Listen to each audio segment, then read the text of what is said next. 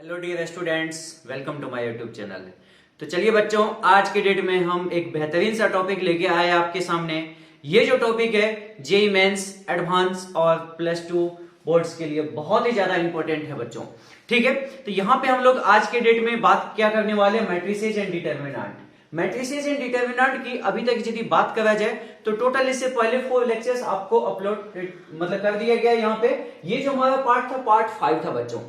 ठीक है, हम लोग part 1, part 2, part 3 and part 4 में ऑलरेडी डिस्कस कर लिया है। स्टार्टिंग से लेके अभी तक मैं यहाँ पे बहुत सारे कंसेप्ट को वहां पे डिस्कस कर रहा हूँ। प्रीवियस ईयर के क्वेश्चंस भी साथ में लगाता चला गया। जो भी टॉपिक्स पढ़ाया उसके बेस्ट जो भी प्रीवियस ईयर के क्वेश्चन थे उसको भी करता चला गया।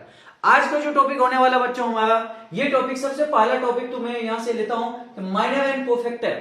ये जो माइनर और कोफैक्टर का कहानी है, इसका क्या सीन होता है देखते हैं बच्चों। आप यहाँ पे समझिएगा चीजों को, आप विदाउट मतलब स्किप करें चीजों को, आप स्टार्टिंग से थोड़ा सा पेशेंस के साथ समझने की कोशिश करो। क्या है देखिए बच्चों, minor and cofactor of A matrix. सबसे पहले बात कि मैं माइनर के लिए आपके सामने बात कर लूं, माइनर क्या होता है। माइनर तो यहां पे मैं बोला कि फ्री फ्रॉम साइन, इसमें कोई साइन कन्वेंशन नहीं लगती है। सबसे पहली बात क्या कि माइनर में कोई भी साइन कन्वेंशन यूज नहीं होता बच्चों। साइन कन्वेंशन, आप बोलेंगे ये साइन कन्वेंशन है क्या चीज है, वो थोड़ा बता दीजिए। तो आपको मैं बता दूं, मैट्रिसेज और डिटर्मिनेंट में एक साइन कन्वेंशन का यूज करा जाता है, जो कि कुछ इस तरह से बात होती है। पहला प्लस, दूसरा माइनस, ये प्लस, ये माइनस, ये plus minus plus minus plus, कुछ इस तरह का बच्चों। ये आपके पास क्या है, साइन कन्वेंशन का साइन है। मतलब आप कैसे बात कर सकते थे, मान लीजिए जैसे हमारे पास 3x3 का एक मैट्रिसेज है या डिटर्मिनेंट होने वाला था आगे चल के, हम लोग पहले बात करते हैं कि यहाँ पे प्लस, ये वाला पार्ट के लिए माइनस, ये वाला पार्ट के लिए प्लस, यहाँ पे माइनस, ये प्लस, ये माइनस, ये प्लस माइनस प्लस। इस तरह से जब भी इसको ऑपरेट करेंगे, हम कुछ भी बात करेंगे आगे मैट्रिसेज या डिटर्मिनेंट में, तो मुझे ये साइन कन्वेंशन का ध्यान रखना पड़ता है। लेकिन यहाँ पे मैं क्या बोला, माइनर जो है आपका साइन कन्वेंशन से फ्री होता है। माइनर जो बच्चों साइन कन्वेंशन से फ्री होता है, इसको ये वाला साइन से कोई मतलब नहीं है। चाहे मैं ये वाला एलिमेंट का माइनर निकालू, ये वाला एलिमेंट का माइनर निकालू, इसका निकालू, कोई भी एलिमेंट का माइनर निकालू, इसमें साइन का कोई योगदान नहीं होने वाला है। हम लोग साइन को हटा के बात करते हैं। ठीक है बच्चों, ये बात बोला। सबसे पहले आपको समझ में लगा कि माइनर जो फ्री फ्रॉम साइन होती है। ठीक है, इसको रिप्रेजेंट करने का तरीका यदि आप देखेंगे MIJ करके, इस तरह से आप इसको लिख सकते हैं MIJ करके। यहां पे देखिए बच्चों, ये वाला पार्ट आपके पास। ठीक है, अब देखो आपके पास कोई एक मैट्रिसेज है, मैट्रिसेज को चाहो तो आप कोई ऐसे कैपिटल लेटर से रिप्रेजेंट कर लो या डेल्टा से भी रिप्रेजेंट करा जाता है, कोई खास बात नहीं है। डेल्टा भी लिख सकते थे, ए भी लिख सकते थे। अब यहाँ पे देखिए 3x3 ऑर्डर का एक मैट्रिसेज है, कोई दिक्कत तो नहीं बच्चों। आपके पास A11, A12, A13, A21, A22, A23, A31, A32, A33, आपके पास 3x3 ऑर्डर का एक मैट्रिसेज है। मुझे पूछा गया कि ये जो आपके पास एक मैट्रिसेज है, इस मैट्रिसेज का मुझे माइनर निकालना है। माइनर में कैसे निकालूंगा, यहाँ पे आप समझाता हूं मैं। यहाँ पे आपको, यहाँ पे देखिए कितने एलिमेंट्स है बच्चों, टोटल 9 एलिमेंट्स है। ये 9 एलिमेंट्स है, यहाँ पे 9 एलिमेंट्स है। यहाँ पे A11 से लेके A33 तक आपके पास टोटल 9 एलिमेंट्स के सेपरेटली माइनर निकाला जा सकता है क्या? बिल्कुल, आप टोटल 9 एलिमेंट्स के माइनर निकाल सकते हैं बच्चों। कैसे निकाल सकते हैं, देखिए यहाँ पे माइनर ऑफ A11। मान लीजिए मैं ये वाला एलिमेंट पकड़ा, इसका माइनर निकालने जा रहा हूं A11 का। A11 का माइनर कितना बच्चों, M11। M फॉर माइनर, इसलिए M से रिप्रेजेंट कर देंगे, कोई खास बात नहीं है। M आपके पास A11 का कितना, M11। अब मैं यदि ये वाला एलिमेंट का माइनर निकालूंगा बच्चों, देखिएगा जब ये एलिमेंट का मैं माइनर निकालूंगा तो क्या करूंगा, आप इसको और इसको हटा दीजिए, बाकी क्या बचा वो यहाँ पे लिख दो और डिटर्मिनेंट लगा दो। ऐसे डिटर्मिनेंट लगा दो। देख पा रहे हैं आपको बच्चों, A22, A23, A32, A33 यहाँ पे दिख रहा है, देख लीजिए आप। यहाँ पे आपके पास में क्या बोला, A11 का जिस भी एलिमेंट का माइनर निकालना होता है वो रो और वो कॉलम को हटा दीजिए, बाकी जो पार्ट बचा उसमें डिटर्मिनेंट लगा दीजिए। ठीक है बच्चों, यदि मुझे मान लीजिए कि A12 का माइनर निकालने को पूछा जाता है, आप क्या बोलते हैं, ये वाला रो और ये वाला कॉलम हट जाता, क्या बच जाता, ये वाला पार्ट, ये वाला पार्ट, ये और ये। देखिए यहाँ पे वही तो है लिखा हुआ। ठीक है बच्चों, समझ पा रहे हैं। उसी तरीके से मान लीजिए आपसे A13 का माइनर पूछा जाता था, M13, अब क्या बोलेंगे, ये आपके पास कॉलम और ये वाला रो हट जाएगा, क्या बचेगा, A21, A22, A31, A32 बचेगा। ठीक है बच्चों, उसी तरह से आप इस एलिमेंट का माइनर निकाल सकते, इसका निकाल सकते, इसका निकाल सकते, इसका निकाल सकते, इसका निकाल सकते, और ये वाला पार्ट का भी निकाल सकते हैं आप। इतने सारे आपके पास जितने भी एलिमेंट्स है, ईच एंड एवरी एलिमेंट्स के माइनर हम लोग कैलकुलेट कर लेंगे। जैसे माइनर कैलकुलेट कर लेंगे, मान लीजिए बच्चों आपके पास ईच एंड एवरी एलिमेंट का माइनर आ गया, जैसे एक आपके पास माइनर ये हुआ, दूसरा माइनर ये हुआ, इस तरह से आप टोटल 9 माइनर निकाल सकते थे। और माइनर निकालने के बाद आपके पास m इक्वल टू, हम यहाँ पे लिखते हैं कि एक मैट्रिसेज लिखते हैं बच्चों। ये मैट्रिसेज क्या है, M11, M12, अब देखिएगा M13, आपके पास M21, M22, M23, M31, M32, M33, आपके पास कुछ इस तरह का। अब मुझे यहां पे ये बताइए कि ये जो पार्ट है ये आपके पास क्या बना, एक माइनर मैट्रिक्स बना। इसको क्या बोलते हैं बच्चों, ये वाला पार्ट को माइनर मैट्रिक्स, यही माइनर मैट्रिक्स हुआ। हम लोग क्या बात कर रहे हैं कि किसी भी एक मैट्रिसेज के ईच एंड एवरी एलिमेंट का माइनर निकाल लेते हैं। आपके पास एलिमेंट A11 का M11, A12 का M12, A13 का M13, आपके पास ईच एंड एवरी एलिमेंट्स का हम लोग माइनर कैलकुलेट कर लेते हैं, और उस माइनर जो हमारे सामने निकला A11, आपके पास M11 या M12 या M13 जो भी पार्ट है, इसके एलिमेंट के साथ उसको रिप्लेस कर देते हैं। एलिमेंट जो था यहाँ पे A11 इसकी जगह M11 रख देंगे, A12 इसकी जगह M12 रख देंगे, A13 इसकी जगह M13 रख देंगे। आपके पास एक नया मैट्रिक्स बन जाएगा, उस मैट्रिक्स का नाम होता है क्या, माइनर मैट्रिक्स।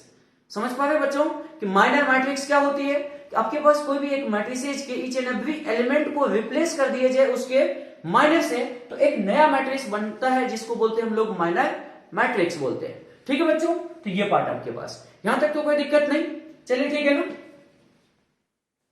यहां तक कोई दिक्कत तो नहीं बच्चों, ठीक है। अब बात कर लेते हैं यहाँ पे इसके कुछ बेसिक कंसेप्ट है, ठीक है। अब देखिए using this concept the value of determinant can be, यहाँ पे बच्चों ये डिटरमिनेंट लिखा हुआ, आप पूरा लिख लीजिएगा determinant. Using this concept value of determinant can be, आपके पास क्या, मैं बोला कि आपके पास ये तो कुछ, चलो कोई एक मैट्रिसेज था, ठीक बात है, मैट्रिसेज आपके सामने, ये आपके पास मान लीजिए फर्स्ट रो, ये आपके सामने first row, second row, third row, ऐसा आपको समझ में लग रहा है। मैं फर्स्ट रो का यदि माइनर निकालता तो क्या होता बच्चों, A11 का M11, A12 का M12, A13 का कितना होता है, M13 होता है, ठीक है। मैं क्या बोलता हूं कि यदि हम कोई भी एक रो और उसी रो के कॉरेस्पॉन्डेंस माइनर को लेके हम लोग मल्टीप्लाई करके ऐड करें, और साइन के साथ, यहां पे साइन के साथ, क्योंकि फर्स्ट वाला प्लस सेकंड वाला माइनस, यहां पे ये प्लस, तो यहां देखिए माइनस आया। देखिए यहां पे क्या है, फर्स्ट एलिमेंट कितना था A11, इसका माइनर क्या है M11, यहां पे क्या A12 M12, A13 M13, आपके पास कुछ इस तरह से है। तो ये जो वैल्यू देता है बच्चों, ये जो वैल्यू देता है क्या, मैं यहां पे आपको बोल दे रहा हूं क्या चीज है, कोई भी एक रो का एलिमेंट, कोई भी एक मैट्रिसेज के किसी भी रो या कॉलम का एलिमेंट एंड उसी रो और कॉलम के कॉरेस्पॉन्डेंस माइनर को आप मल्टीप्लाई करेंगे विथ साइन, तो वैल्यू ऑफ डिटरमिनेंट देता है, वैल्यू ऑफ डिटरमिनेंट देता है। क्या बोला बच्चों मैं यहां पे आपको, कि कोई भी मैट्रिसेज के कोई भी एक रो लीजिए या एक कॉलम लीजिए, और उसी रो और कॉलम के कॉरेस्पॉन्डेंस माइनर को लीजिए और विथ साइन मल्टीप्लाई करके ऐड कर ले, इसको बोलते हैं हम लोग वैल्यू ऑफ डिटरमिनेंट। ये जो मैट्रिसेज बना, इसका जो डिटरमिनेंट की वैल्यू बनेगी, यही पार्ट हो जाएगा।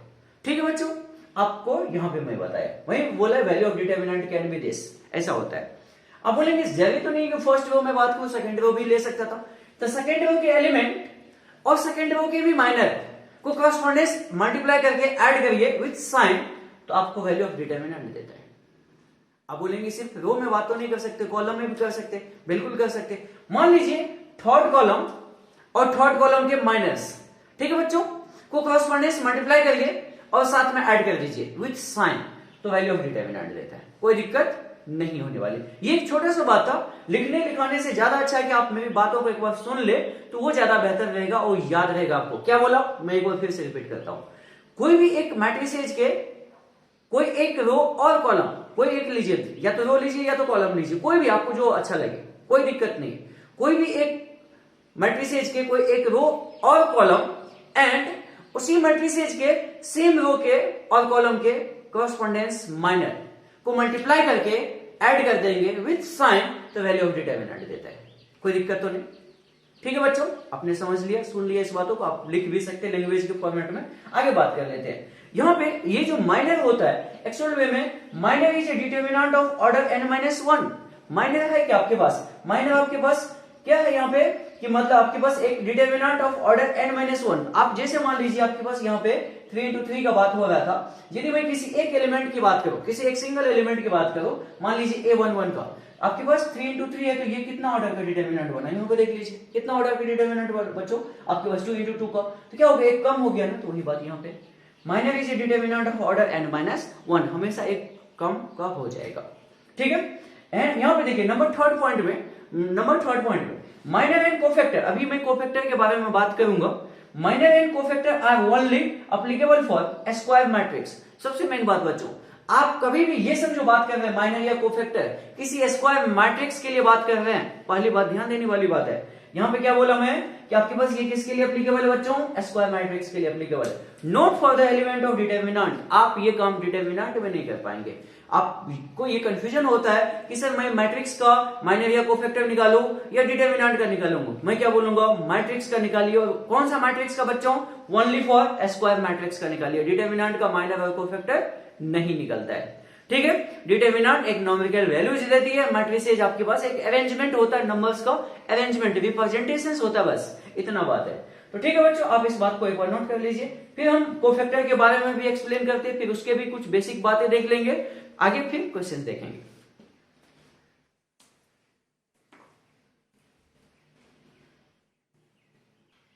नेक्स्ट देखिए बच्चों, हम लोग यहां बात कर लेते हैं कोफैक्टर के बारे में। Cofactor means with sign. आपको यहां पे बोला कि कोफैक्टर विथ साइन होता है। साइन का मतलब क्या, मैं अभी भी आपको बताया था कि एक साइन कन्वेंशन आप याद रख लीजिए, plus minus plus minus plus minus plus minus plus वाला पार्ट बच्चों, ये वाला पार्ट्स, ये आपके पास साइन कन्वेंशन है, साइन कन्वेंशन, ठीक है। आपके पास क्या, प्लस माइनस प्लस, ये मैट्रिक्स डिटर्मिनेंट में आपको हमेशा काम आता रहेगा। फर्स्ट वाला प्लस, सेकंड वाला माइनस, ये वाला प्लस, ये माइनस, ये प्लस, ये माइनस, ये प्लस माइनस प्लस, कहीं से भी चलो आपको ये अल्टरनेट दिखने वाला है, ठीक है बच्चों। तो यहाँ पे विथ साइन का मतलब क्या, सबसे पहली बात तो कोफैक्टर मतलब सी से रिप्रेजेंट करने का इसका तरीका होता है, सी फॉर कोफैक्टर, इसलिए सी से नाम आया, कोई खास बात नहीं है। आई जे मतलब रो और कॉलम की बात है। यहाँ पे देखिए cofactor of an element is, cofactor of an element is -1 to the power i plus j times the minor of the element. सही बात है, मतलब आपके पास कोई भी कोफैक्टर हो, ये वाला पार्ट मान लीजिए c i plus c i j equal to -1 के power i plus j m i j, इसको मैं एक्सप्लेन कर रहा हूं समझिएगा। और रिप्रेजेंट कैसा करते हैं, इसको इस तरह से लिखा जाता है। ये क्या चीजें हैं अभी आपको समझ में लग जाएगा, बहुत ही बस थोड़ा सा डिफरेंस है दोनों में। माइनर विथ साइन नहीं होता है और कोफैक्टर विथ साइन होता है। क्या बोला मैं, माइनर विथ साइन नहीं होता है और कोफैक्टर विथ साइन होता है। वहां पे साइन से कोई लेना देना नहीं था, लेकिन यहाँ पे साइन से लेना देना है। साइन के बारे में ये जो साइन कन्वेंशन भी बोला आपको, इसका ध्यान रखना पड़ेगा कि मैं मान लीजिए कि आपके सामने कोई एक मैट्रिक्स लिखता हूं, लेट ए इक्वल टू, मान लीजिए ऐसा है a11 a12 a13 a21 a22 a23 a31 a32 a33, मान लीजिए ऐसा कोई एक मैट्रिक्स है आपके सामने, ठीक। मैं यहां पे बोलता हूं cofactor of a11 is c11, तो c11 इक्वल टू कितना होगा। सबसे पहली बात, आप माइनर कैसे निकालते थे बच्चों, ये वाला एलिमेंट का माइनर कैसे निकालते थे, आप बोलते थे कि ये वाला गया ये वाला गया, बाकी जो बचा उसका डिटर्मिनेंट लगा दीजिए। यहां पे पहले तो वही काम करो, पहला स्टेप में तो वही काम करो, a22 a23 a32 a33, कुछ ऐसा लगाया। कोई दिक्कत है क्या, आपके पास ये c11 में और कुछ चेंजेस होगा, आप तो बोलेंगे कि ये m11 भी था, यहाँ पे c11 भी हो गया, कैसे। तो यहाँ पे देखिए कि मैं फर्स्ट एलिमेंट फर्स्ट कॉलम के लिए बात किया, यहाँ पे i की वैल्यू 1 j की वैल्यू 1 रखते हैं। i की वैल्यू 1 और j की वैल्यू यदि 1 रखेंगे तो 1 + 1 2, -1 के पावर 2 कितना बचा आपके पास 1 ना, तो ये c11 इक्वल टू m11 तो हो गया। इसका मतलब क्या कि यदि मैं फर्स्ट एलिमेंट की बात करूं ये वाला पार्ट का, तो आपके पास माइनर और कोफैक्टर दोनों सेम होता है। सबके लिए सेम होगा क्या, नहीं, सबके लिए सेम नहीं होगा। मान लीजिए मैं a12 के लिए बात करता हूं बच्चों, यहाँ पे a12 आपके पास ये फर्स्ट रो सेकंड कॉलम के एलिमेंट की बात करता हूं। यहाँ पे आप बात करेंगे तो i की वैल्यू 1 और j की वैल्यू कितना लोगे आप, यहाँ पे i की वैल्यू 1 j की वैल्यू कितना बचा 2 है, i 1 प्लस आपके पास 2, ये कितना 3 हो गया, -1 के बाद 3 क्या माइनस, यहाँ पे देखिए जब मैं ये वाला एलिमेंट की बात कर रहा था, यहाँ क्या था माइनस था ना, तो आपको क्या करना है साइन के साथ लेके चलना था ना, साइन के साथ लेके चलेंगे। तो मैं यहाँ पे ये बोल सकता हूँ कि आपके पास C12 इक्वल टू कितना हो जाएगा बच्चों, बता दीजिए मुझे। C12 इक्वल टू, तो पहले बात तो माइनस बाहर निकाल दोगे, माइनस लगा दोगे, और ये वाला रो गया, आप ऐसे बोल सकते थे ये और ये आपके पास चला गया, तो बचेगा कितना A21 A आपके पास 23 A23। उसके बाद यहाँ पे क्या बचेगा बच्चों, आप देख लीजिए, ये एलिमेंट बच रहा था, ये बच रहा था, ये वाला और ये वाला, A31 और A33, A31 और A33, आपके पास कुछ ऐसा ये वाला पार्ट बच्चों आप देख पा रहे हैं। यहाँ पे मान लीजिए आपसे मैं ये पूछ दूं कि कोई और एलिमेंट का बता दीजिए, C32 का बता दीजिए, C32। आप मुझे बताइए 3 + 2 5, मतलब यहाँ पे माइनस लगने वाला। आपको यहाँ पे समझ में आ गया कि ये जो हमारे पास रो और कॉलम का कंसेप्ट होता है, यदि यहाँ पे इवन पावर होंगे तो माइनर और कोफैक्टर सेम होगा, लेकिन यदि इसका ऑड पावर हो जाएगा, -1 के पावर ऑड माइनस होता है, तो उस केस में विथ माइनस साइन लाके रखना पड़ेगा मुझे। तो C32 मतलब आपके पास ये वाला C32, यहाँ पे देखिए ऐसे भी क्या है माइनस है, और यहाँ से भी आपको माइनस निकलता हुआ दिख रहा है क्या, 3 + 2 5, -1 के पावर 5 कितना बच्चों माइनस। तो यहाँ पे क्या लिख पाएंगे, जब भी मुझे मान लीजिए कि ये वाला एलिमेंट का मुझे निकालना था, ये वाला एलिमेंट का, तो ये गया, ये गया, बचेगा क्या A11 A13, क्या लिखोगे आप बच्चों यहाँ पे A11 A13, ठीक है। आगे उसके बाद क्या हो जाएगा, ये गया और आपके पास ये गया A21 A23, A21 and A23, इस तरह से आप निकाल पाएंगे बच्चों। तो जिस भी एलिमेंट में आपके पास I + J का सम आपके पास इवन बनता है, जैसे यहाँ पे 1 + 1 2, आपके पास यहाँ पे देखिए आपके पास 2 + 2 आपके पास कितना 4, ये वहां भी इवन बन रहा था, यहाँ भी इवन बन रहा था, यहाँ पे भी इवन बन रहा था, यहाँ भी इवन बन रहा था। जहां जहां इवन बनेगा देखिए वहां पे प्लस है, वहां पे प्लस है बच्चों, जहां ऑड बनेगा वहां पे माइनस। आप देख सकते हैं साइन कन्वेंशन को देख सकते हैं। तो बस इतना छोटा सा बात है, तो कोफैक्टर में साइन के साथ हमें लेके चलना पड़ता है, प्लस होगा या माइनस होगा वो आपको साइन कन्वेंशन के अकॉर्डिंग देखना पड़ेगा, या नहीं तो आप इसके अकॉर्डिंग सेट कर सकते थे। तो इस तरह से हम लोग ईच एंड एवरी एलिमेंट का कोफैक्टर भी निकाल लेंगे।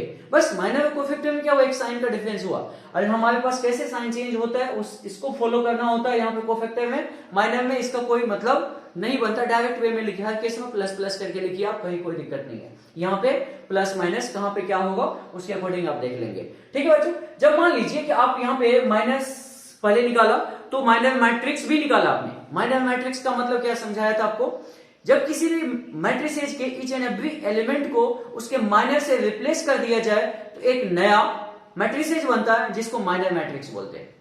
क्या बोला मैं बच्चों, किसी भी एक मैट्रिसेज के ईच एंड एवरी एलिमेंट को उसके माइनर से रिप्लेस कर दे, एक नया मैट्रिक्स बनता है जिसको बोलते हैं माइनर मैट्रिक्स। अब यहाँ पे सेम टू सेम बात क्या बोलेंगे, किसी भी एक मैट्रिसेज के ईच एंड एवरी एलिमेंट को उसके कोफैक्टर से रिप्लेस कर दिया जाए तो उससे हमारा एक जो नया मैट्रिक्स बनता है जिसको बोलते हैं कोफैक्टर मैट्रिक्स, ठीक है बच्चों। तो आपके पास कोफैक्टर मैट्रिक्स मान लीजिए CIJ या C equal to cofactor matrix equal to क्या हो जाएगा बच्चों, बता दीजिए मुझे। आप ये बोलेंगे C11 C12 C13 C21 C22 C23 C31 C32 C33, ऐसा कुछ लिखेंगे। तो आपके पास ये जो मैट्रिसेज बनेगा, यहां से एक नया जो मैट्रिसेज आपका फॉर्म हो रहा है, इसको क्या बोलेंगे, कोफैक्टर मैट्रिक्स। कोफैक्टर मैट्रिक्स, ठीक है बच्चे, ये कोफैक्टर मैट्रिक्स हो जाएगा। ओके, तो हम क्या कर रहे हैं यहाँ पे, कोई भी एक मैट्रिसेज के ईच एंड एवरी एलिमेंट को उसके कोफैक्टर से रिप्लेस कर देते हैं तो एक नया मैट्रिक्स बनता है जिसको बोलते हैं कोफैक्टर मैट्रिक्स, ठीक है। कोई दिक्कत तो नहीं यहां तक समझने में, आप इसको एक बार नोट कर लीजिए। नेक्स्ट देखिए बच्चों, यहां पे हम लोग बात कर रहे थे प्रॉपर्टीज ऑफ कोफैक्टर। अभी हमने कोफैक्टर सीखा, कोफैक्टर कैसे निकालते हैं। अब यहां पे एक छोटा सा बात क्या है कि the sum of product of the element of any row with their corresponding cofactor is equal to the value of determinant. ये बात आपको मैं माइनर्स में भी बताया था। क्या बच्चों, कोई भी एक रो उठाइए, कोई भी एक मैट्रिसेस का कोई भी एक रो उठा लीजिए, उसी रो के कॉरस्पॉन्डेंस कोफैक्टर को उठाइए और आपस में मल्टीप्लाई करके ऐड कर दीजिए, आपस में मल्टीप्लाई करके ऐड कर दीजिए। इससे क्या होता है, एक वैल्यू ऑफ डिटरमिनेंट आ जाती है। अब कोई भी एक रो लीजिए, कोई भी एक रो लीजिए बच्चों, यहाँ पे मान लीजिए फर्स्ट रो लिया, सेकंड रो लिया, थर्ड रो लिया, या कॉलम भी बात कर सकते थे, first column, second column, third column. कोई भी एक रो या एक कॉलम उठाइए, उसी रो और कॉलम के क्रॉसपोंडेंस कोफैक्टर लीजिए, ठीक है, और उसको आपस में मल्टीप्लाई करके ऐड कर दीजिए, वैल्यू ऑफ डिटरमिनेंट देता है। क्या याद रख पाएंगे इस बात को? छोटा सा बात था, ठीक है बच्चों। नंबर 2 में बात कर लेता हूं, the sum of the product of the element of any row with their corresponding cofactor of another row is equal to 0। यहां पे क्या बात हो गया, ये सम 0 हो जाता है क्या? हाँ 0 हो जाता है, यहां पे देखिएगा इक्वल टू 0 हो जाता है, मतलब वैल्यू ऑफ डिटरमिनेंट 0 हो जाती है। कब 0 होती है आपको मैं बता रहा हूं। आपके पास कोई डिटरमिनेंट मैट्रिसेस है, कोई भी आपके पास एक मैट्रिसेस है, मान लीजिए उसका फर्स्ट रो आपने लिया, एज्यूम कर लिया कि फर्स्ट रो आप ले रहे हो, ठीक है, फर्स्ट रो के एलिमेंट ले रहे हो एंड उसके कोफैक्टर नहीं, सेकंड रो वाला कोफैक्टर लीजिए। फर्स्ट रो के एलिमेंट लीजिए एंड सेकंड रो के कोफैक्टर लीजिए और उसको आपस में मल्टीप्लाई करके ऐड करिए तो वैल्यू 0 दे देता है। यही बात यहां बोल रही है बच्चों, ठीक है, समझ पा रहे? मान लीजिए आप बोलते हैं कि मैं कॉलम पे चलता हूं सर, मैं सेकंड कॉलम के एलिमेंट लेता हूं, सेकंड कॉलम के एलिमेंट लेता हूं और थर्ड कॉलम के कोफैक्टर लेता हूं। सेकंड कॉलम के एलिमेंट लिया एंड थर्ड कॉलम के कोफैक्टर लिया, उसको आपस में मल्टीप्लाई करा और मल्टीप्लाई करने के बाद ऐड करा, वैल्यू 0 आती है। मतलब हम इस केस में क्या बोलते हैं, डिटरमिनेंट की वैल्यू या ये जो हमारे पास वैल्यूज है ये वैल्यू 0 हो जाता है। ये दो बातें बस याद रखने की बात है आपको, क्या कि आपके पास सेम रो के एलिमेंट और सेम रो के कोफैक्टर को आपस में मल्टीप्लाई करके ऐड करा जाए तो वैल्यू ऑफ डिटरमिनेंट देता है, ठीक है, कोई दिक्कत तो नहीं बच्चों। अगला, आपके पास एक रो के आपके पास एलिमेंट और दूसरे रो के कोफैक्टर को मल्टीप्लाई करके ऐड करा जाए तो वैल्यू ऑफ डिटरमिनेंट या वैल्यू, ये पार्ट कितना 0 आता है, कोई दिक्कत तो नहीं। चलिए यहां तक तो ये दो बातें आप समझ लिए। मैं आपके सामने एक क्वेश्चन रख दिया यहाँ पे, find cofactor matrix of this. मान लीजिए ये एक सिंपल से एग्जांपल से क्या है, यहाँ पे a इक्वल टू 1 2 3 4 5 6 7 8 9, ठीक, ऐसा कुछ है बच्चों। आपको कोफैक्टर निकालने अभी तक में आया या नहीं आया, इस एग्जांपल को आप सॉल्व करिए और आप देख लीजिए कि मतलब हम सही कर रहे हैं या नहीं कर रहे। कैसे निकालते कोफैक्टर, मैं एक बार फिर से बात कर रहा हूं, क्योंकि आपको सबसे पहले कोफैक्टर निकालने के लिए आना चाहिए, तभी हम लोग एडजॉइंट पढ़ेंगे, इनवर्स जब पढ़ेंगे बच्चों वहां पे इस चीजों की जरूरत होगी ना कोफैक्टर की, तो आपको प्रैक्टिस अभी कर लेने चाहिए। अभी पढ़ रहे तो एक दो एग्जांपल्स आप खुद से भी सोच सकते हैं और उसके बारे में एक बार आप उसको प्रैक्टिस कर सकते हैं। जैसे मान लीजिए आपके सामने ये एग्जांपल दे दिया, ईच एंड एवरी एलिमेंट्स के सबसे पहले कोफैक्टर निकालेंगे। आपको पता है कि कोफैक्टर विद साइन होती है, इसमें साइन इंक्लूडेड होते हैं, ठीक है, ईच एंड एवरी एलिमेंट के कोफैक्टर निकल जाएगा।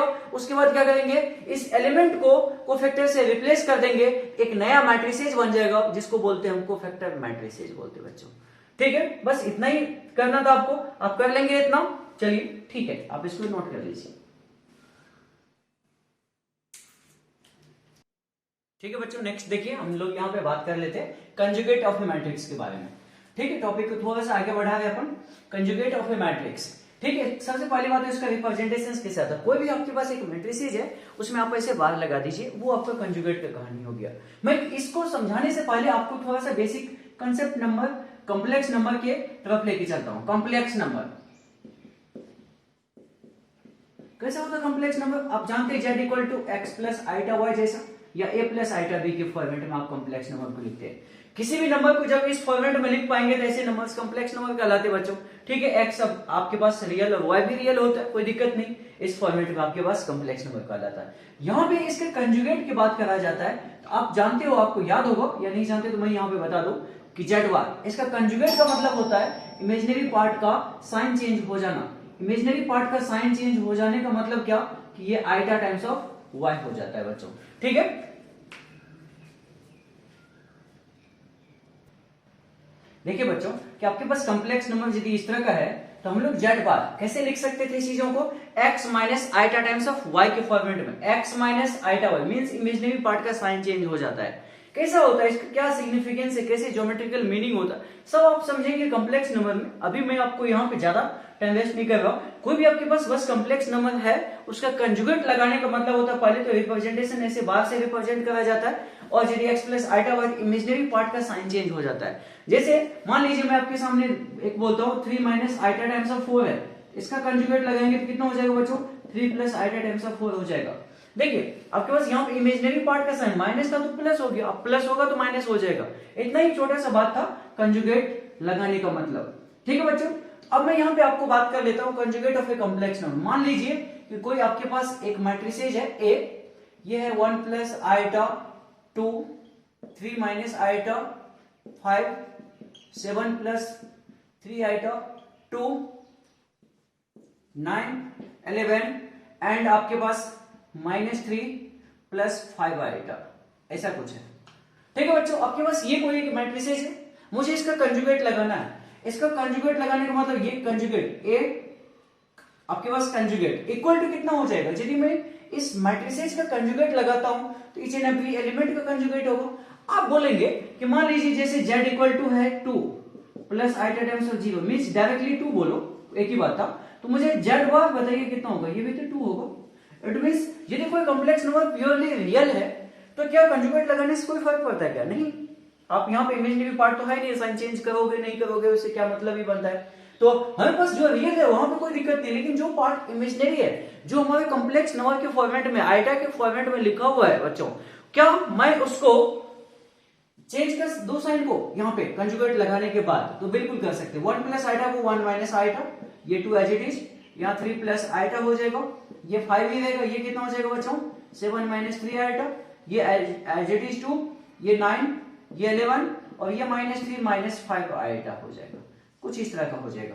तो यही आपके पास क्या है, कंजुगेट ऑफ ए मैट्रिक्स। कोई भी एक मैट्रिक्स का कंजुगेट निकालने का मतलब क्या था, उसके इमेजिनरी पार्ट का साइन चेंज हो जाना।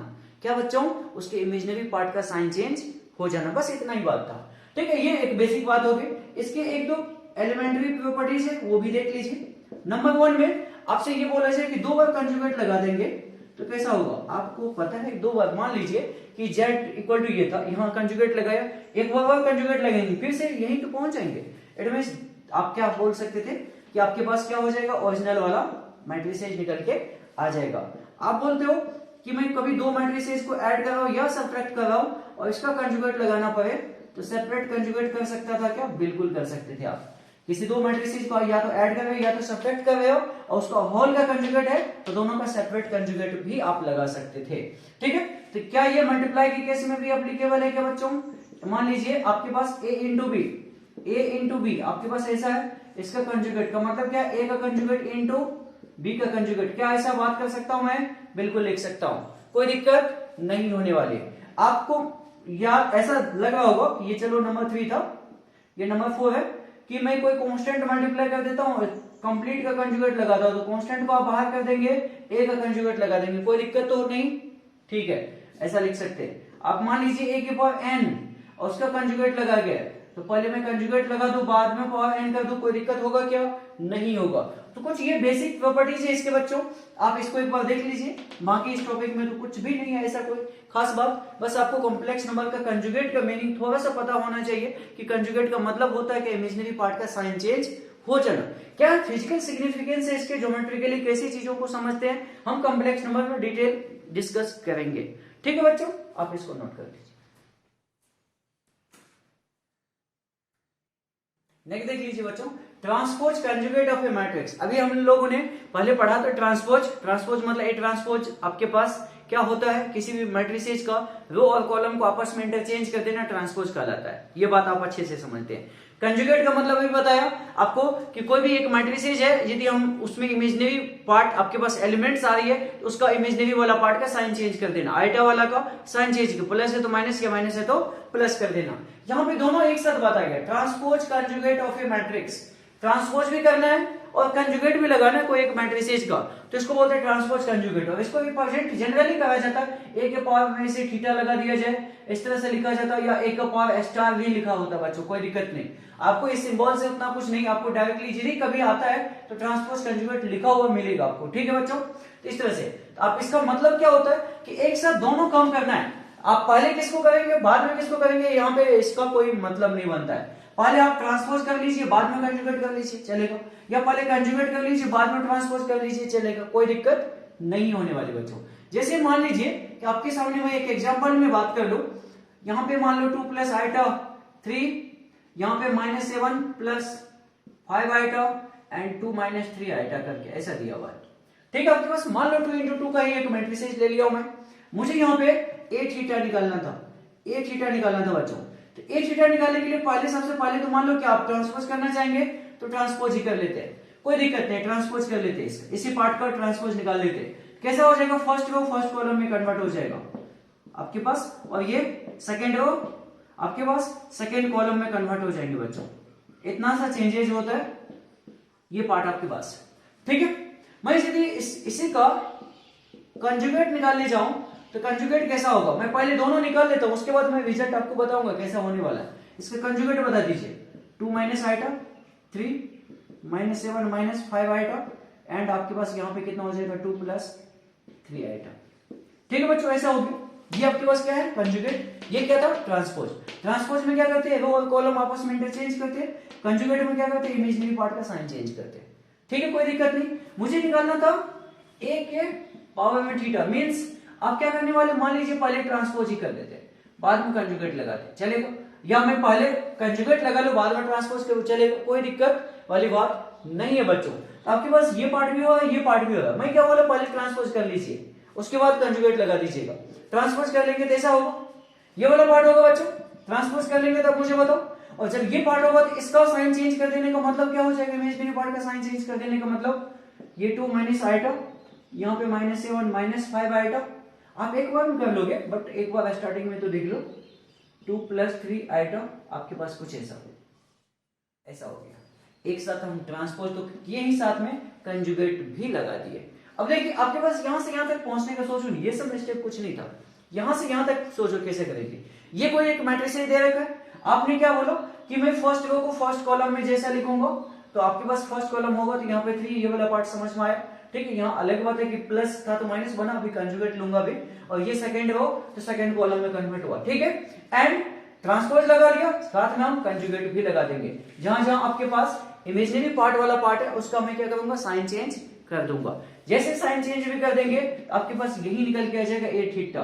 ए थीटा या ए स्टार को क्या बोलते हैं, transpose conjugate of A given matrix, transpose conjugate of A given matrix, बस यही बोला जाता है। अब चल लीजिए इसके प्रॉपर्टीज, इसके कुछ एलिमेंट्री प्रॉपर्टीज है बच्चों।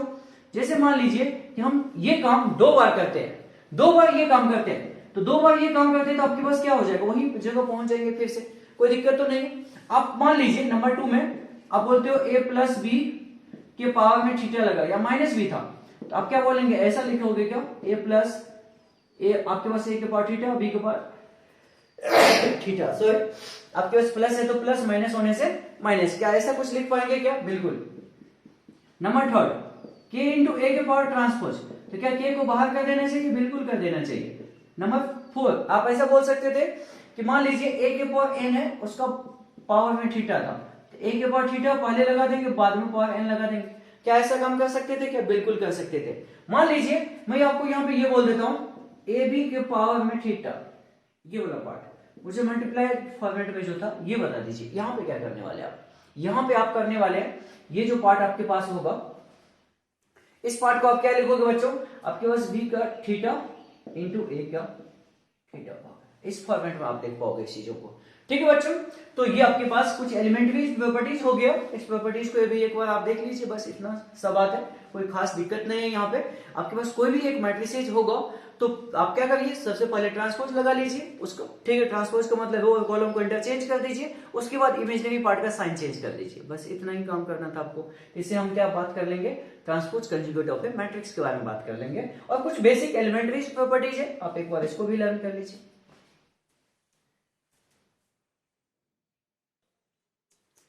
नेक्स्ट देखिए बच्चों, आपके पास अभी मैं बोला ट्रांसपोज कंजुगेट, ए के पावर थीटा, ये जो पार्ट था इसमें क्या बात करते थे, एक साथ ट्रांसपोज भी लेते थे कंजुगेट भी लेते थे, ठीक है, यहां तक तो सब ठीक है। अब इसको 2 कैटेगरी में डिवाइड करा गया, 2 कैटेगरी कैसा है, ए के power theta equal to A हो सकता है और ए के power theta equal to minus A हो सकता है, ये 2 अलग अलग कैटेगरीज है। जैसे हम लोग बात करते थे, याद होगा आपको ट्रांसपोज के बारे में कि ए के पावर टी मतलब ए के पावर मतलब A transpose equal to A होता है तो सिमेट्रिक, और A transpose equal to minus A होता है तो एसक्यू सिमेट्रिक मैट्रिक्स बनता था।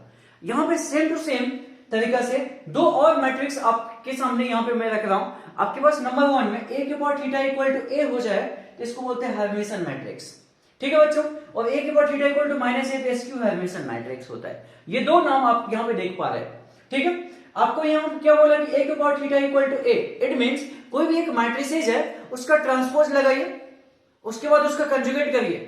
जब ट्रांसपोज और कंजुगेट करने के बाद उसके रिजल्ट में कोई फर्क नहीं पड़ता है तो ऐसे मैट्रिक्स कहलाते हैं हर्मिटियन मैट्रिक्स। और आप यहां पे बोल सकते थे एलिमेंट्री वाइज आपके पास ए आई जे इक्वल टू ए जे आई का कंजुगेट, कुछ ऐसा आई जे के किसी भी वैल्यूज के लिए हम ऐसा बात कर सकते हैं। एंड यहाँ एसक्यू हर्मिटियन मतलब क्या, आपके पास कोई भी एक मैट्रिक्स है, ठीक है, आप उसका ट्रांसपोज करते हैं, उसके बाद उसका कंजुगेट लगाते हैं तो ओवरऑल एक माइनस साइन का फर्क दिख जाएगा। जो ओरिजिनल वाला था और न्यू वाला बना उसमें एक माइनस साइन का फर्क दिख जाएगा। तो ऐसे मैट्रिक्स क्या कहलाते हैं, एसक्यू हर्मिटियन मैट्रिक्स कहलाते हैं बच्चों। तो आप एलिमेंट्री वाइज कुछ ऐसा बात कर सकते हो, कोई दिक्कत नहीं। ये दो नाम आपके सामने, कोई ज्यादा क्वेश्चन इससे नहीं पूछे जा रहे, फिर भी आपको नाम पता होना चाहिए, कहीं पे यूज हो जाए बच्चों तो आपको ये दोनों नाम भी पता होना चाहिए। हर्मिटियन क्या होता है, एसक्यू हर्मिटियन क्या होता है। ठीक है, चलिए एक और छोटा सा डेफिनेशन आपके सामने यहाँ पे कि सब मैट्रिक्स। अब ये सब देख रहा है कि सब मैट्रिक्स का मतलब क्या होता है, a matrix which is obtained from a given matrix by deleting any number of row और कॉलम और both is called sub matrix of given matrix. बहुत ही सिंपल सा बात है, कोई भी एक मैट्रिसेज है, मैं आपके सामने इसको हटा दो बच्चों ना, आपने नोट कर लिया ना, तो यदि आपने नोट कर लिया तो चलिए मैं एक मैट्रिक्स का एग्जांपल लेके दिखाता हूं आपको।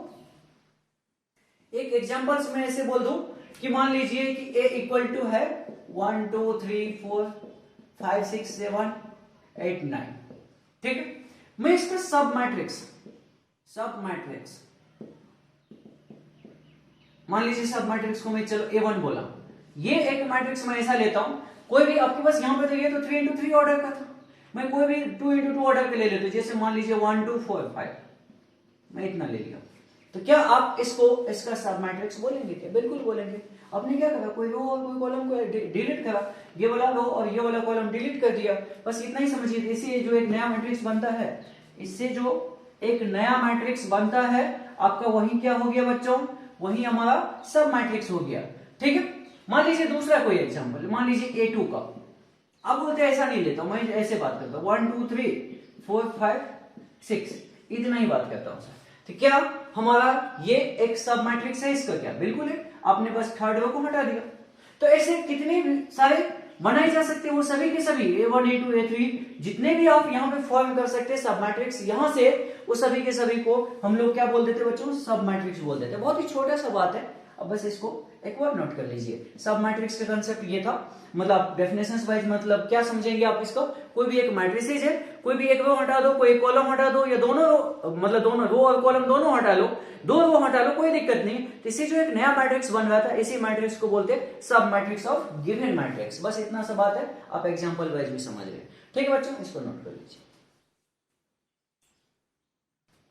नेक्स्ट देखिए बच्चों, हम लोग ऑर्थोगोनल मैट्रिक्स के बारे में बात कर लेते हैं। A square matrix of order n into n is said to be orthogonal. Orthogonal का कांसेप्ट क्या है, यहां पे समझिएगा। A into A transpose equal to क्या होता है बच्चों, I, मतलब आइडेंटिटी मैट्रिक्स, यूनिट मैट्रिक्स, मतलब एक मैट्रिक्स उसी मैट्रिक्स का ट्रांसपोज मैट्रिक्स को मल्टीप्लाई कर दिया जाए, तो यदि कभी आपके पास आइडेंटिटी मैट्रिक्स या यूनिट मैट्रिक्स बन जाए तो आपके पास जो मैट्रिक्स था A, वो मैट्रिक्स कैसा होगा, ऑर्थोगोनल मैट्रिक्स होगा, ठीक है बच्चों। इतना बात था पहले, तो ये तो मेन बात है। आप बोलेंगे A इंटू ए ट्रांसपोज कर सकते थे, A ट्रांसपोज इंटू ए भी तो कर सकते थे ना, बिल्कुल कर सकते थे, कोई दिक्कत नहीं होने वाला। यदि आपके पास कोई एक मैट्रिक्स उसी मैट्रिक्स के ट्रांसपोज को मल्टीप्लाई कर देंगे, तो यदि आइडेंटिटी होता तो इससे आपका जो गिवन मैट्रिक्स था वो मैट्रिक्स कैसा होगा, ऑर्थोगोनल होगा। सबसे मेन बात ये। अब जब ये बात है तो यहां से देखिए एक दो बातें और आगे आपको सामने निकल के आ जाता है। यदि हम लोग यहाँ पे बात कर ले A इंटू ए ट्रांसपोज पे, तो A इंटू ए ट्रांसपोज, मान लीजिए मुझे A ट्रांसपोज यहाँ रहने दिया, A को मैं नीचे डिवाइड कर दिया, I डिवाइडेड बाय A। अब डिवाइड में मैट्रिसेस का कोई खास योगदान नहीं है, इसको हम लोग कन्वर्ट कर सकते थे इनवर्स के फॉर्मेट में। ये समझिए ना, I का मतलब 1 है ना, यूनिट मैट्रिक्स है, ये इसको 1 की जैसा समझिए हमेशा। 1 डिवाइडेड बाय A को A इनवर्स तो लिख ही सकते थे ना, कोई दिक्कत होगा क्या बच्चों।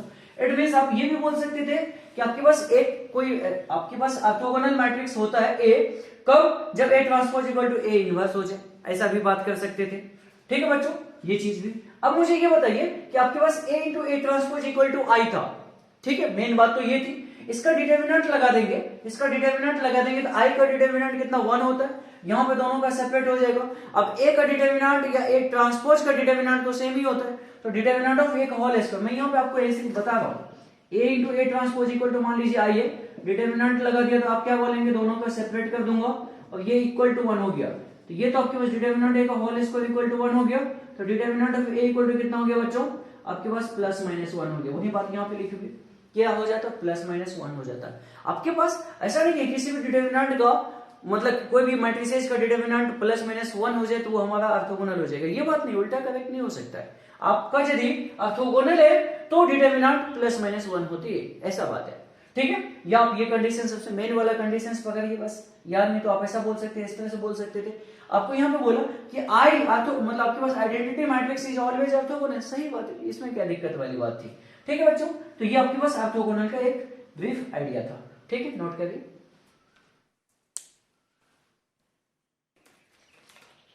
देखिए बच्चों यहाँ पे आपको मैं नेक्स्ट यूनिटरी मैट्रिक्स के बारे में बता दूं, ये क्या होता है। A square matrix is called unitary, a square matrix is called unitary if A into A के पावर में थीटा, ए के पावर थीटा क्या था बच्चों, ट्रांसपोज कंजुगेट, दोनों एक साथ वाला बात था, तो उसको बोलते थे हम लोग transpose conjugate of A matrix. A into A theta, ये दोनों का प्रोडक्ट, या आपके पास ए थीटा इंटू ए, ये दोनों का प्रोडक्ट, एक ही बात है। ये कितना होना चाहिए, आई, आई मतलब आपके पास मान लीजिए ए जिस भी ऑर्डर का है, आई भी आपके पास उस ऑर्डर का होने वाला है। यदि ए आपके पास 3 ऑर्डर के है, 3 into 3 ऑर्डर के, तो ये भी 3 ऑर्डर के होने वाले, ऐसा कुछ। मतलब आपके पास यूनिटरी का मतलब क्या है, ये प्रोडक्ट कितना होना चाहिए, यूनिटरी होना चाहिए। यूनिटरी का मतलब आप ये समझिए ना, यूनिट होना चाहिए, यूनिट मैट्रिक्स बोलिए, यूनिट आपके पास बोलिए, ठीक है, चलेगा। आपके पास a into A theta equal to आपके पास कितना आई हो जाता है, a into A theta equal to I हो जाए तो a को बोलते हैं यूनिटरी मैट्रिक्स, याद रहेगा बच्चों, इतना छोटा सा बात था। इसमें एक दो पॉइंट है, अब देख लीजिए, determinant of unitary matrix is modulus unity, ठीक, ऑलवेज 1 होने वाला था। If a is unitary matrix then आपके पास कोई a आपके पास यूनिटरी मैट्रिक्स है तो उसका ट्रांसपोज लगा दो, कंजुगेट लगा लो, थीटा लगा लो, इनवर्स निकालो, सब के सब यूनिटरी होने वाले, ठीक है बच्चों।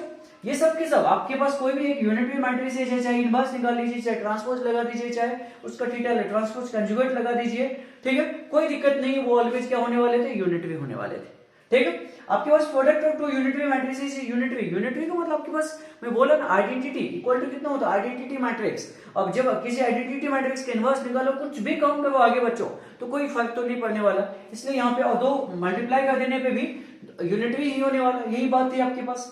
कोई भी दो आपके पास यूनिटरी मैट्रिक्स को मल्टीप्लाई करने पे भी रिजल्ट यूनिटरी ही निकल के आता है, इसमें कोई फर्क नहीं पड़ता है। तो ये बेसिक बात थी, आपका यूनिटरी मैट्रिसेस का आपको पता होना चाहिए। कोई भी एक मैट्रिक्स यूनिटरी मैट्रिक्स कब कहलाते हैं बच्चों, जब आपके पास ए थीटा इंटू ए या A into A theta equal to I हो जाए, बस इतना बात याद रखना था। ए इंटू ए थीटा या ए थीटा इंटू आई, आपके पास ए इंटू ए थीटा और आपके पास A theta into A equal to I हो जाए, मतलब एक थीटा क्या था, ट्रांसपोज कंजुगेट। आप ऐसे बोलिएगा, कोई भी एक मैट्रिक्स और उसी मैट्रिक्स का ट्रांसपोज कंजुगेट मैट्रिक्स का प्रोडक्ट आई हो जाए, तो ऐसे मैट्रिक्स यूनिटरी मैट्रिक्स कहलाता है, ठीक है, क्लियर बात है, कोई दिक्कत नहीं। अगला देखिए, अगला आइडेंपोटेंट मैट्रिक्स, ये क्या होता है, छोटी छोटा बात है, आप याद रखिए कि if a square matrix is said to be idempotent, यदि मैं पहले आइडेंपोटेंट की बात करा, इसकी बात करा, ठीक है, a square matrix is said to be idempotent, आपके पास A square equal to A, ये जो भी मैं बात कर रहा हूं सभी के सभी स्क्वायर मैट्रिक्स के लिए बात कर रहा हूं बच्चों। आप ऐसा नहीं कि आप किसी और मैट्रिक्स के लिए ये आप लगाने बैठ जाओ, नहीं, ओनली फॉर स्क्वायर मैट्रिक्स के लिए होता है। तो यदि ए स्क्वायर इक्वल टू ए हो जाए तो ऐसे मैट्रिक्स क्या कहलाते हैं, आइडेंपोटेंट कहलाते हैं। A square equal to A हो जाए तो क्या कहलाते हैं बच्चों, आइडेंपोटेंट कहलाते हैं। अगले एक और वर्ड है, बस इतना याद रखिएगा, A square equal to A idempotent, A square equal to A idempotent. अगला ये वाला पार्ट देखिए, इन्वोल्यूटरी मैट्रिक्स, ये क्या है, ए स्क्वायर इक्वल टू ए नहीं, यहाँ पे आई है, देखिए नाम चेंज, तो यहाँ पे इस तरह का बात भी आपको, ये रिजल्ट भी चेंज हो गया। ए स्क्वायर इक्वल टू कितना बच्चों, आई, आपको याद रखना है, involutory matrix A square equal to I, बस याद रख लीजिए, इसमें कुछ आप कर नहीं पाएंगे, सिंपल सा बात है, कहीं यूज होता है तो ठीक है, नहीं होगा तब भी कोई दिक्कत वाली बात नहीं है, ठीक है। एंड अगला था नीलपोटेंट मैट्रिक्स, ये क्या होता है नीलपोटेंट, आपके पास ए के पावर m इक्वल टू 0, मान लीजिए ए का पावर कोई इंटीग्रल पावर्स आपने रखा इक्वल टू 0 आया, और उससे एक छोटा वाला, जैसे मान लो तो मैं ये बोलता हूं ए के पावर 3 इक्वल टू 0 आया, लेकिन ए के पावर 2 निकाल रहे थे तो ये नॉट इक्वल टू 0 आ रहा था, ऐसा कुछ। ए के पावर 3 पे तो 0 हो गया, पावर 3 लगाने पे 0 हो गया वैल्यू, ठीक है, लेकिन 2 लगाने पे नॉट इक्वल टू 0 हो रहा था, वही बात बोला, ए के power m equal to 0 and A के पावर m माइनस 1, उससे जस्ट पहले वाला integral powers not equal to 0 हो जाए, where m is called index. m को क्या बोलते हैं, इंडेक्स या ऑर्डर भी बोलते हैं बच्चों।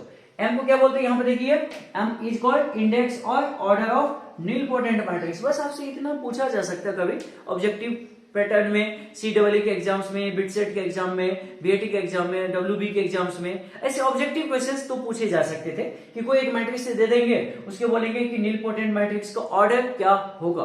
तो कोई दिक्कत नहीं है, मान लीजिए एक मैट्रिक्स दिया, मान लीजिए पावर 2 लगाएंगे, इक्वल टू 0 बनता है या नहीं बनता देख लीजिए। पावर 3 लगाएंगे, हो सकता है कि इक्वल टू 0 बन गया, तो इक्वल टू 0 बन गया तो जिस पावर्स के लिए इक्वल टू 0 बनता है वही पावर्स क्या कहलाता है, उसका ऑर्डर या इंडेक्स कहलाता है। ठीक, इतना छोटा सा बात था, आप याद रख सकते हैं इस चीजों को, तो इसको एक बार आप नोट कर लीजिए।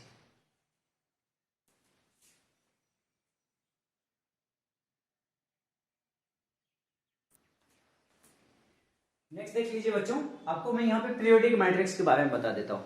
ये पीरियोडिक मैट्रिक्स क्या है, a square matrix A is called periodic. ठीक है, इफ ए के power k plus 1 equal to A हो जाए, ए के पावर k प्लस 1, जहां पे क्या था, सम पॉजिटिव इंटीजर k। ठीक है, the least value of k is called period of a। जैसे मान लीजिए a के पावर 3 इक्वल टू आपने निकाला इक्वल टू a आ गया।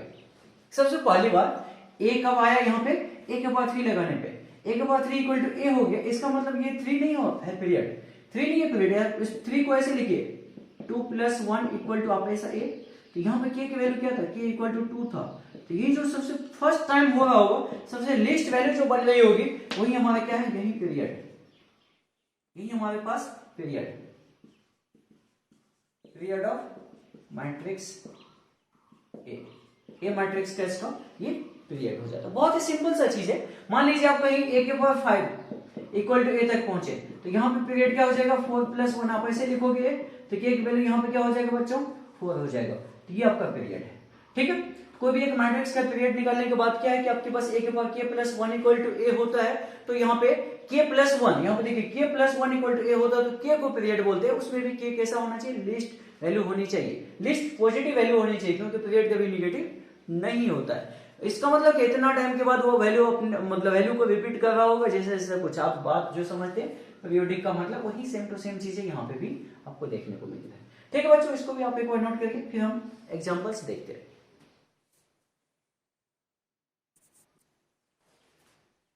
नेक्स्ट देखिए बच्चों, आपके सामने क्वेश्चंस यहाँ पे है कि P इक्वल टू आपको ये गिवन है और Q इक्वल टू ऐसा गिवन है। ठीक है, आपको यहाँ बोला है कि BIJ, यहाँ पे ध्यान दीजिएगा, BIJ इक्वल टू क्या है, 2 को power I plus j AIJ। ठीक है, मतलब हमारे पास AIJ और BIJ में एक रिलेशन दे रखा है इस तरह से, और आपको ये बोला I और J की वैल्यू कहां से कहां तक लेना, 1 से 3 तक लेना था बच्चों। ठीक है, और एक और बात, एक और इन्फॉर्मेशन है, P का डिटरमिनेंट गिवन है, Q का डिटरमिनेंट की वैल्यू पूछा है कितना होगा। ये वैल्यूज कैसे निकालेंगे ये देख लेते हैं अपन। तो सबसे पहले मुझे ये बता दीजिए, P डिटरमिनेंट आप क्या एज्यूम करोगे, लेट P इक्वल टू कुछ लेना चाहोगे तो बताओ क्या एज्यूम करना चाहिए मुझे। P आपके पास 3 into 3 का कोई भी एलिमेंट ले लीजिए, यहाँ पे A11 A12 करके भी बात कर सकते थे, दिक्कत नहीं है, बिल्कुल भी दिक्कत नहीं है। यानी तो कुछ अलग नाम रखना चाहेंगे, ABCD FGH जो भी आपको लगता ले लीजिए, कोई दिक्कत नहीं। मान लीजिए मैं ऐसे ही ले लेता हूं ABCDEFGHI। ठीक है बच्चों, आपके पास ये आई मतलब आईटे वाला आई नहीं है, आई है बस, ये समझिए ऐसा है। ठीक है, या कुछ और नाम देना चाहेंगे तो वो नाम दे दीजिए, आपके पास ABCDEF PQR या P पहले से था तो हटो कोई बात नहीं, ऐसा पार्ट है, इससे क्या दिक्कत है। अब बस ये तो चलो P हो गया, P हो गया मतलब AIJ के बारे में आपने यहाँ पे बता दिया। इसके बेसिस पे मुझे BIJ मतलब Q मैट्रिसेस क्या होगा ये बताना था, तो Q मैट्रिसेस क्या होगा वो देख लेते हैं। आप मुझे यहाँ पे बताइए कि जैसे मैं 1 1 रखता हूं, यहाँ पे I की वैल्यू 1 J की वैल्यू 1, तो यहाँ क्या होगा 1 प्लस 1 2, आपके पास कितना हो जाएगा 2 के पावर 2 हो जाएगा, 2 के पावर 2 इंटू साथ में यही वाला पार्ट, और ये वाला पार्ट कितना था A था। यहाँ बता दीजिए 2 के पावर 3 इंटू B, 2 के पावर 4 इंटू C, कुछ ऐसा बनेगा ना बच्चों, यहाँ वैल्यू रखते जाइए आपको ऐसा मिलता चला जाएगा।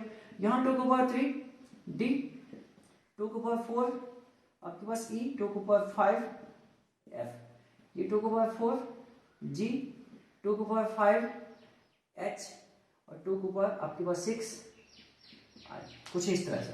आप यहाँ पर वैल्यू जैसे रखें ना, अब मान लो ये वाला क्या होगा 3 और 3, तो यहाँ 3 प्लस 3 कितना 6 होने वाला था। देख पा रहे, कोई दिक्कत तो नहीं बच्चों आपको इस तरह का पार्ट लिखने में।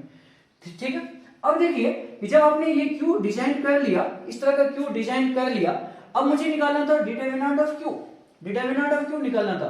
तो मैं सबसे पहले ये मैं सोचता हूँ यहाँ से क्या करना चाहिए, आप मुझे डिटर्मिनेंट ऑफ क्यू निकालने को बात करेंगे तो डिटर्मिनेंट ऑफ क्यू लिखूंगा मैं, ये तो मैट्रिक्स था, अभी तक तो हम मैट्रिक्स पे बात कर रहे थे। अब डिटर्मिनेंट का, तो डिटर्मिनेंट की बात कर लेते हैं।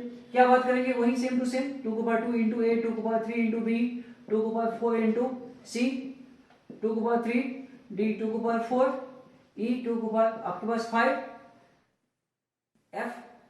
ठीक है बच्चों, यहाँ पे 2 की पावर 4 आपके पास क्या हो जाएगा जी, 2 की पावर 5 एच और 2 टू दी पावर 6 इंटू आई हो जाएगा, ऐसा हो जाएगा कुछ ऐसा। डिटर्मिनेंट मैट्रिसेस या डिटर्मिनेंट में कन्वर्ट करने बस ये सिंबल ही तो चेंज हो तो इसकी वैल्यू निकल के आ जाएगी। कैसे निकलते हैं देखते हैं। अब मुझे ये बताइए, यहाँ पे देखिए फर्स्ट रो में, फर्स्ट रो को आप ध्यान से देखिए एक बार, क्या दिख रहा है, 2 की पावर 2, 2 की पावर 3, 2 की पावर 4, तो 2 की पावर 2 कॉमन लिया जा सकता था क्या, 2 की पावर 2 कॉमन लिया जा सकता था फर्स्ट रो। सेकंड रो से देखिए क्या कॉमन ले सकते थे हम, 2 की पावर 3, और थर्ड रो से 2 की पावर 4 कॉमन ले सकते थे क्या, बिल्कुल ले सकते थे। आपको पता है कि कोई भी कांस्टेंट से मल्टीप्लाई करते हैं डिटर्मिनेंट में तो वो कांस्टेंट कोई एक रो या एक कॉलम में जाकर मल्टीप्लाई होता है, लेकिन मैट्रिसेस में ऐसा नहीं है, किसी कांस्टेंट से आप यदि मल्टीप्लाई करते हैं तो ईच एंड एवरी एलिमेंट में जाकर मल्टीप्लाई होता है, यही ना बच्चों। लेकिन डिटर्मिनेंट में कोई एक रो या कोई एक कॉलम में होता है। तो आपने यहाँ पे फर्स्ट रो से 2 की पावर 2 निकाला, सेकंड रो से 2 की पावर 3 निकाला, थर्ड रो से 2 की पावर 4 निकाला, ये कांस्टेंट बाहर निकाला, तो यहाँ पे बच क्या जाएगा, यहाँ पे बचेगा a, यहाँ पे 2b, यहाँ पे कितना 2 के पावर 2c। ठीक है बच्चों, एक स्टेप यहां पे देखिए, ये आपके पास d, 2e, 2 के पावर 2f, यहां पे कितना g, 2h, 2 के पावर 2i, ऐसा बनेगा। कोई दिक्कत है यहां तक लिखने में, ठीक है ना बच्चों, समझ में आया। फर्स्ट रो से 2 के पावर 2, सेकंड रो से 2 के पावर 3, थर्ड रो से 2 के पावर 4 निकाला। अब ये एक्चुअल में हो क्या गया, 2 के पावर आपके पास देख लीजिए 9, 2 के पावर 9 हो गया। अब मुझे ये बताइए, क्या मैं ये सेकंड कॉलम और थर्ड कॉलम में कुछ कांस्टेंट देख रहा हूं, बाहर निकाल सकते थे क्या? आप बोलेंगे रो से कांस्टेंट निकालते, कॉलम से भी निकाल सकते हैं क्या? बिल्कुल कर सकते हैं ना। अब कोई कांस्टेंट मल्टीप्लाई करते तो किसी रो के साथ मल्टीप्लाई होता, किसी कॉलम के साथ भी तो मल्टीप्लाई हो सकता था ना। तो यहाँ पे आप यहाँ से भी 2 निकाल लेंगे और यहाँ से 2 के पावर 2 निकाल लेंगे, 2 के पावर 2 निकाल लेंगे। तो मुझे बता दीजिए ये कितना हो गया, 2 के पावर यहाँ पे 9 आपके पास 1 और ये आपके पास 2 कितना, 2 के पावर आपके पास कितना हो गया 13 हो गया, 2 के पावर मतलब सॉरी 12 हो गया आपके पास, 2 के पावर 12 आ गया, 2 टू दी पावर 12। और यहाँ पे अंदर में क्या पार्ट बन जाएगा, ये जो अंदर वाला पार्ट p का डिटर्मिनेंट हो जाएगा ना, p आपके पास देखिए ये पार्ट था डिटर्मिनेंट हो जाएगा। p का डिटर्मिनेंट कितना बच्चों आपके पास यहाँ पे 2 है, मतलब ऐसे बोल सकते थे डायरेक्टली डिटर्मिनेंट ऑफ p बन जाएंगे। तो 2 के पावर 12 इनटू इसकी वैल्यू भी 2 दी, तो 2 के पावर कितना आ जाएगा आंसर फाइनली 13 आ जाएगा। ये फाइनल आंसर आपका हो गया बच्चों, ठीक है। कोई दिक्कत तो नहीं इसको समझने के लिए, बहुत ही आसान क्वेश्चन था। जेई में क्वेश्चन पूछा गया, जेई में क्वेश्चन पूछा गया प्रीवियस ईयर क्वेश्चन से बच्चों, ये बहुत ही आसान सा क्वेश्चन से देख सकते हैं आप, ठीक है। आप इसको नोट करें।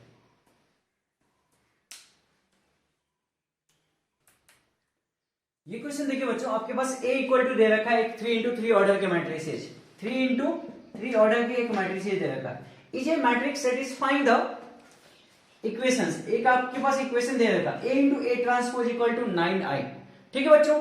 a into a transpose equal to 9 है। i आपके पास क्या था, आइडेंटिटी मैट्रिक्स किस ऑर्डर के, 3 ऑर्डर के ही होंगे, यहाँ पे ऑलरेडी लिखा हुआ तो आप 3 ऑर्डर के लेके चलोगे। Then ordered pair a, b क्या होने वाला है, मतलब आपके पास यहाँ पे इस मैट्रिक्स में देखिए 2 अननोन है a और b, वो पूछा गया वो क्या होने वाला है, ठीक है बच्चों। कैसे इसको कैलकुलेट करेंगे, a और b की वैल्यू देखते हैं। आपके सामने एक रिलेशन दे रखा a into a transpose equal to कितना बच्चों 9i दिया है।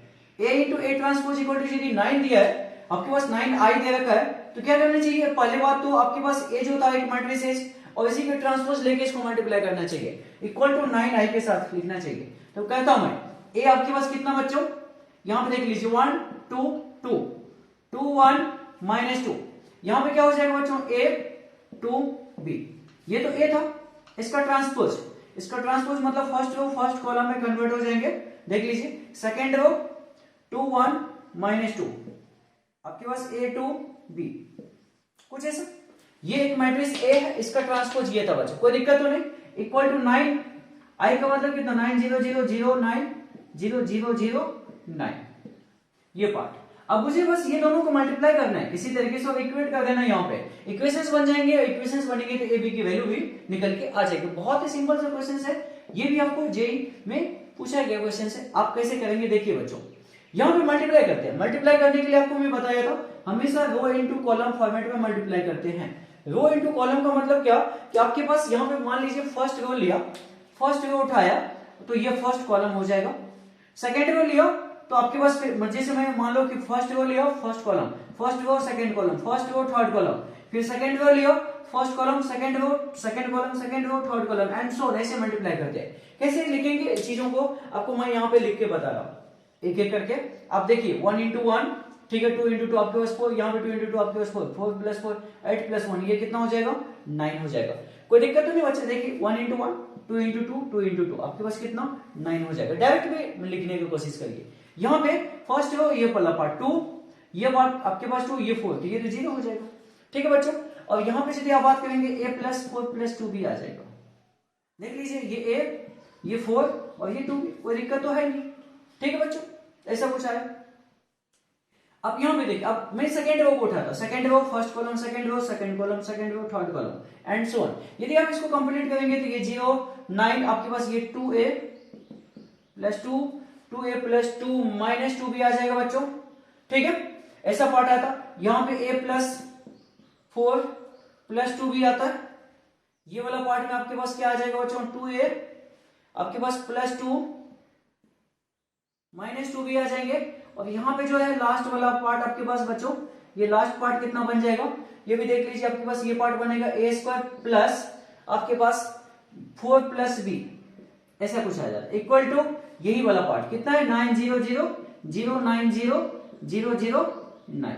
इसके साथ हम इक्वेट कर लेंगे। अब इक्वेट करेंगे तो आप इक्वेशंस कैसे बनाओगे, इसका इक्वेशंस मान लीजिए ये तो सही है, ये वाला पार्ट नहीं सही, आप इसको 0 ले सकते थे, ये वाला पार्ट को भी 0 ले सकते थे, ये वाला पार्ट को आप चाहो तो 9 ले लो, ये वाला पार्ट को 0, या जैसे भी इसको आप करना चाहेंगे कर सकते हैं चीजों को सॉल्व। तो आप यहाँ पे 3 इक्वेशंस बना लीजिए किसी तरीके से। 3 से जरूरत नहीं, 2 ही से तो हो जाएगा क्योंकि 2 ही अननोन तो है। आप फर्स्ट वाला पार्ट उठा लीजिए a plus 4 plus 2b equal to कितना हो जाएगा बच्चों, यहाँ पे देखिए ये वाला पार्ट कितना 0, यहाँ 0 इक्वल होगा, सही है इक्वल होगा।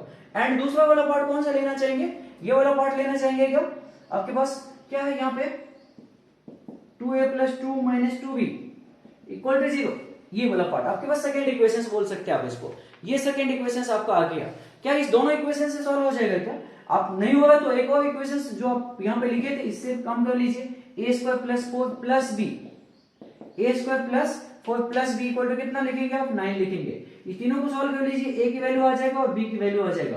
अब सॉल्व कर लीजिए, a की वैल्यू कितना आता है बच्चों, a की वैल्यू यदि निकालेंगे तो -2, b की वैल्यू कितना -1। तो आपके पास ऑर्डर्ड पेयर वाइज यदि बात करेंगे तो -2, -1 आ जाता है, आपका फाइनल आंसर हो जाता है। बहुत ही आसान सा क्वेश्चन है, जेई का प्रीवियस ईयर के क्वेश्चन है बच्चों।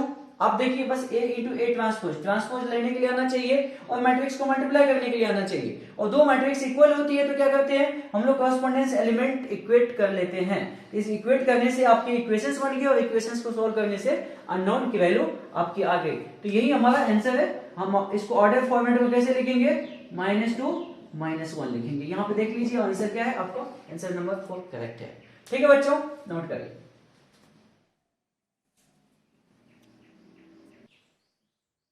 नेक्स्ट देखिए बच्चों, ये क्वेश्चन आपका क्या है, let omega not equal to 0। Omega means cube root of unity वाला ओमेगा की बात कर रहा है बच्चों, be cube root of unity, ठीक है।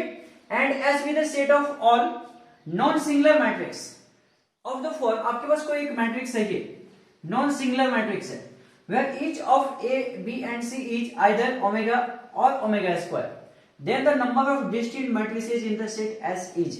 ठीक है बच्चों, कुछ ऐसा बात करा है। आप कैसे अप्रोच करेंगे क्वेश्चंस को, आप देखिए थोड़ा सा। आपको एक बार यहां पे बोला है कि नॉन सिंगुलर, कोई भी एक मैट्रिक्स नॉन सिंगुलर होता है तो क्या काम करते हैं आप, यदि कोई भी एक मैट्रिक्स नॉन सिंगुलर होता है तो आप डिटरमिनेंट नॉट इक्वल टू 0 लिखते हैं। आपको मैं बता चुका हूं ये चीजें कि आपके पास एक मैट्रिक्स है यहाँ पे, इसका डिटरमिनेंट क्या करने वाले आप, सबसे पहले नॉट इक्वल टू 0 करने वाले। तो determinant means 1a b omega 1 c omega square omega and 1, ऐसा पार्ट है, ये नॉट इक्वल टू 0 होगा। ठीक है बच्चों, आपके पास ये नॉट इक्वल टू 0 है तो हम इसको सॉल्व करते हैं, ये वाला पार्ट को सॉल्व करते हैं। ये वाला पार्ट को सॉल्व करेंगे तो 1 माइनस आपके पास a plus C into omega plus आपके पास ये पार्ट क्या आ जाएगा, A C omega square, A C omega square. ये पार्ट क्या होना चाहिए, नॉट इक्वल टू 0 होना चाहिए।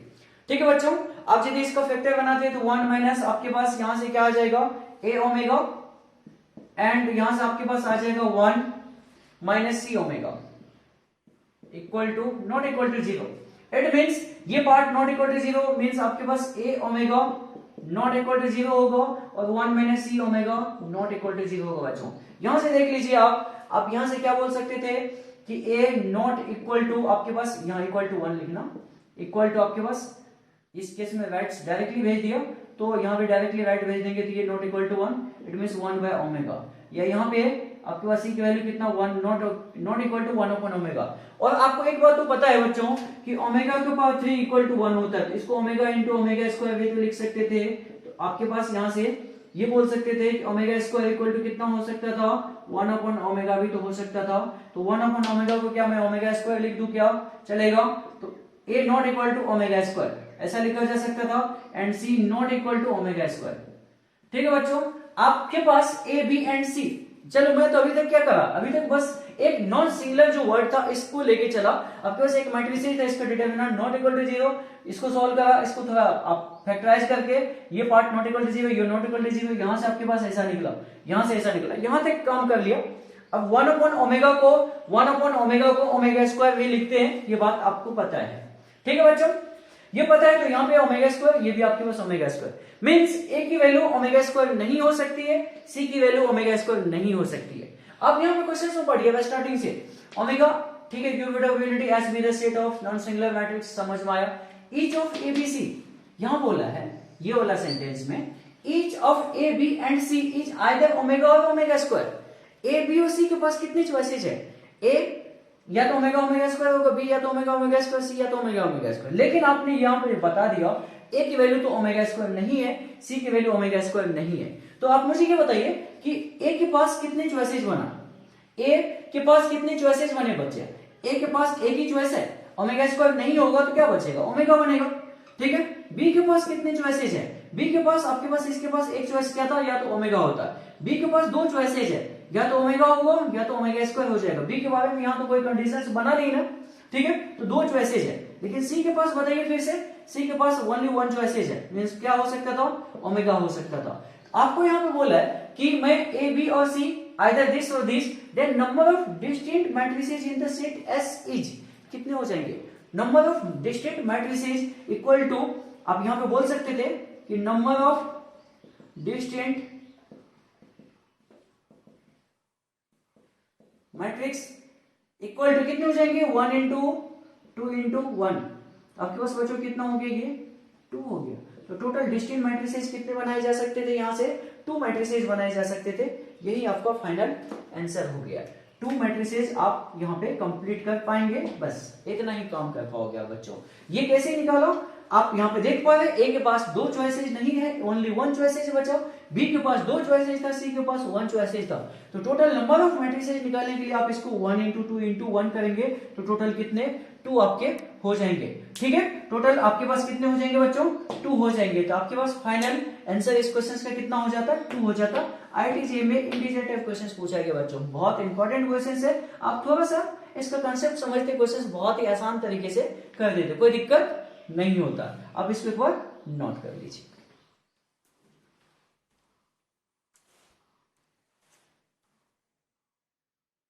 ठीक है बच्चों, तो आज के लेसन में हम लोग यहीं तक रहने देते। ये आपका मैट्रिसेस का मतलब आपके पार्ट 5 था। इससे पहले मैं part 1, part 2, part 3 and part 4 already upload कर चुका हूं। यहाँ मैं डिस्क्रिप्शन में लिंक भी दे दूंगा, अभी तक यदि आपने नहीं देखा उस चीजों को तो जाके देखिए। स्टार्टिंग से लेके लास्ट तक आप जाइए, चीजों को कंप्लीट वे में समझने की कोशिश करिए। बहुत बेहतरीन तरीके से ये चीज आपको समझ में लगेगी।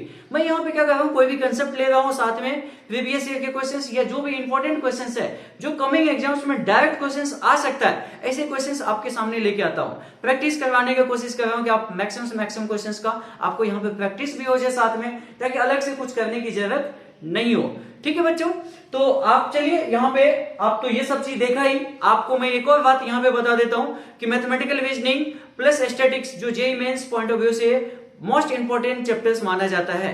जेईई मेंस में एक क्वेश्चन मैथमेटिकल रीजनिंग से आते हैं, स्टैटिक्स से भी एक क्वेश्चन आते हैं, और बहुत ही कम एफर्ट में आप लाते हैं ऐसे नंबर्स, बहुत ही कम मतलब आपको एफर्ट करना होता है, कम समय देना होता है, ऐसी चीजों के लिए आप एग्जाम में उस क्वेश्चंस को विद इन 1 मिनट कर सकते हैं बच्चों। आप जेई के क्वेश्चंस 1 मिनट में कर रहे हैं, मतलब आपका टाइम भी सेव हो रहा है। तो उस चीजों को एक बार आप यदि अभी तक नहीं देखा है तो वो भी देखिए जाके, मैं यहाँ डिस्क्रिप्शन में उसका भी लिंक दे दूंगा। मैथमेटिकल रीजनिंग का कंप्लीट वीडियो होगा, साथ में 1 शॉट वीडियोज भी है, एंड उसके बाद स्टैटिस्टिक्स वाले पार्ट का भी यहाँ पे कंप्लीट वे में मैं डिस्क्रिप्शन में लिंक दे दूंगा।